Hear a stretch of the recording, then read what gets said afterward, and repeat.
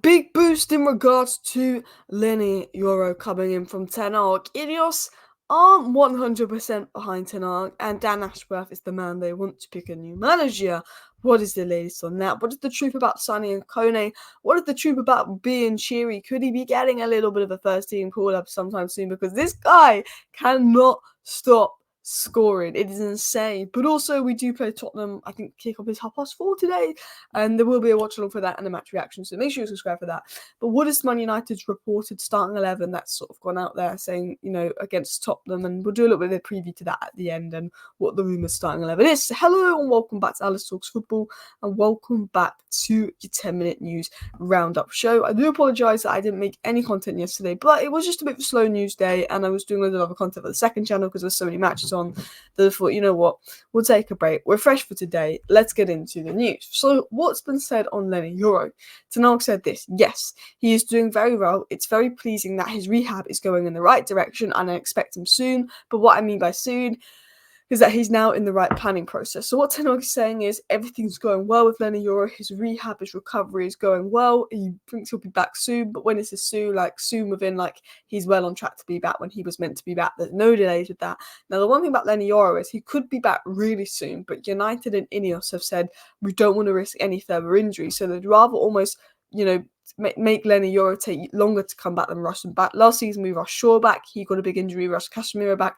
He got a big injury. Rushed Martin is back. He got injured. What Man United are trying to do is make sure they don't rush anyone back. So there's a feeling that Leny Yoro could play actually after the October international break, but Man United are like, no, we're going to probably keep him out to November just to be extra careful. We don't want to bring anyone back as soon as they're deemed good enough to play in case they re-injure themselves again. We want to slowly integrate them back, and I think that's what United are doing. They've got this big plan for Leny Yoro. They know that they've got De Ligt and Martinez, so there's no need to completely rush it, and they want to mould it back in slowly because they know that they don't want to risk him getting injured again and how important his long-term fitness will be, which I think is the right approach. I think finally, from all the injuries last season, we learned that. So fingers crossed this season, injury-wise, it goes a lot better. Now, I want to get into a few things that the Muppeteers said on their live stream in regard to Ten Hag, INEOS, future, and more. They said this, and this is the United report. INEOS set principles. Ten Hag has full control over how and who he plays. Now, I feel like that is obvious. There's people online that try and create a narrative that INEOS have told Ten Hag he has to play Bruno, and the people at the club tell Ten Hag he has to do this and has to do that. They don't. INEOS set the principles saying we want to see attacking football, but we want to see there to be a high press. We want to see there to be the possession-based element of it. But Ten Hag has full control over how he's going to play, how he's going to set the team, and who he's going to play, which is fair. INEOS won't accept excuses. They know that this is the third season. Last season, the excuses are there. Second season, injury crisis, not the best backing from United, not the best recruitment. INEOS are creating an environment, they're bringing in the right players, but they will not accept excuses. And excuses such as players being young won't be accepted of INEOS. Look at Barcelona, look at Flick. Ten Hag has to improve his results and style of play. And that is more than fair enough from INEOS to demand that. This is his third season. I said, in Ten Hag's first 2 seasons, I'm going to back him no matter what. He's had a good transfer window.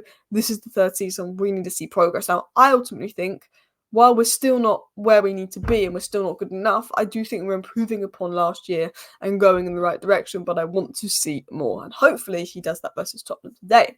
It was said INEOS want to see progress. They don't believe they've seen progress that constitutes continuing things, which is the most interesting thing said by the Muppeteers. If the next 3 results are poor, INEOS will have a discussion over what to do. That was also said by Simon Stone and Laurie Whitwell, although they said they'd be surprised if Ten Hag was sacked as early as the October international break. But it has been suggested by a lot of people that they're not happy with what they've seen so far. They're not convinced. If he does lose these next 3 games, there is a possibility. It feels unlikely. It feels like they'll give him more time. There's a possibility. Ollie obviously said he'd take the United job again. Solskjaer won't come back. They're not looking at him. And right now, INEOS aren't talking to alternatives, but INEOS have plans. I think INEOS aren't talking to alternatives, but INEOS probably have an idea of who they'd want if Ten Hag was sacked. And if Ten Hag was sacked, I think they know exactly who they go talk to. There is also talk about Ruud van Nistelrooy and maybe Rene Hackett being that person. It was then said the manager situation in the summer is complicated by Ashworth not being in. Now, we know in the summer that they sort of decided to sack Ten Hag, but then they couldn't get who they wanted in, and I think they kind of went back on that decision, or they weren't 100% sure with sacking Ten Hag because ultimately Berardo couldn't make that decision, Ashworth couldn't make that decision because they weren't in. And they want Ashworth to make the decision on who's going to be the next United manager.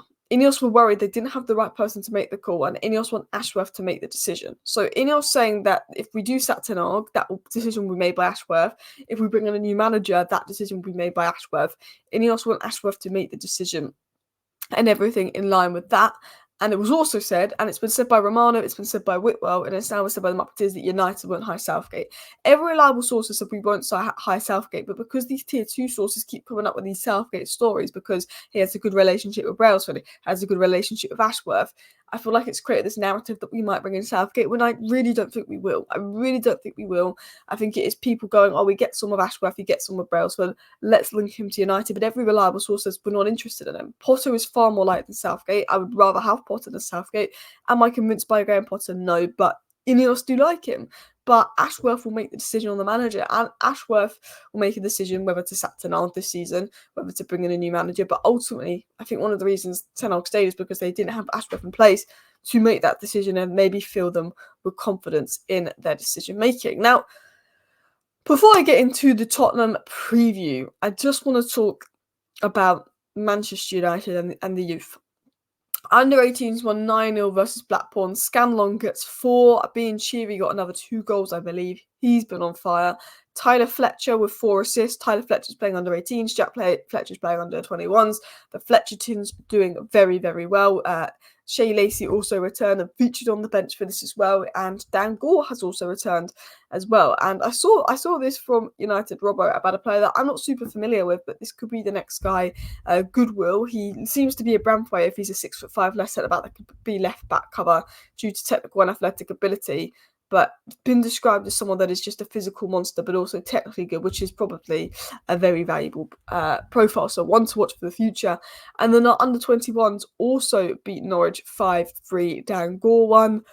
So Dan Gore got an assist in his first game back, which is good to see. Wheatley got a hat-trick and Williams got a goal and assist. So it was good to see the under-21s also doing very well. In terms of other academy players, we've got Obi Martin, who's done at LaSalle, and obviously Sekou Kone to come in for the academy. I was said by Academy Arena that the interest started at the tournament in France. United requested a trial from Kone's club, but it was rejected, and they pulled the trigger after his performances at the Under-17 World Cups. They felt they had to act quickly. Liverpool probably came in and pushed this over the line. But it was a player that United are aware of and following for a little bit.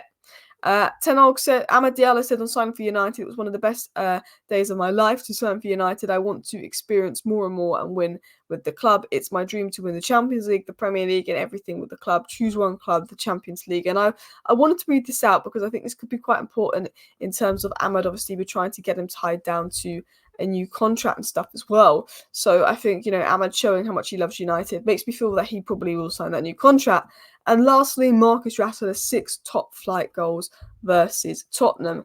And obviously, we're playing Tottenham today. So I'm going to now get into the Manchester United starting 11 versus Tottenham, who I'd pick, and then ultimately who I think Ten Hag is going to go with. So it's obvious that Onana is going to be the goalkeeper. That kind of makes sense. And I think Xerxes is going to start at top. There was a rumour that Mount could play, but I think it will be Xerxes. Oh, that's not going to type. Pardon me. And I think it could also be Bruno Fernandes. Now, I know there's a lot of talk about Bruno Fernandes and his poor form, but I think in a game like Tottenham, you don't just drop Bruno. But I think the thing is, if Bruno's having a bad game, he needs to be subbed off. That's the one thing. I get not wanting to drop Bruno, but if he's having a bad game, sub him off. Now, I'd play Mount, Bruno, and a Meno deeper. And the reason I would play Mount instead of Eriksen, despite Eriksen playing well, is because Ange was very intense and there's going to be a strong intensity off the ball in this game. I think the back four does select itself. Now, I would pick Mazraoui at left back and I would have Delo at right back. I think Mazraoui would actually be better on the left than Delo. But again, I think it will be Delo left back because why change it up when Delo's played left back the last few games? And I think it will be Mazraoui right back. But this is what I would do. Leacher and obviously De Ligt at the back. De Ligt have been rested ahead of the game. I mean, I'd like to see Agate start, if I'm going to be honest, but I don't think he'll start Agate. And then I would start Rashford and I would start Amad. So this is who I'd play. This is who I'd play. This is who I'd start. But to be honest, I'd probably rather see Agate than Mount. I'm now going to talk about what I think Ten Hag will do, which I think it's going to be Eriksen, which I think he might struggle this game. I think he's going to go with Garnacho for the pace in behind Spurs fullback because they get quite high up. And then obviously I think Delo would go over to left back and Mazraoui would go over to right back. I think that's what Ten Hag will do. Let me know your thoughts down below. Let me know your starting 11. Thank you for watching. Please do subscribe if you're new. Bye.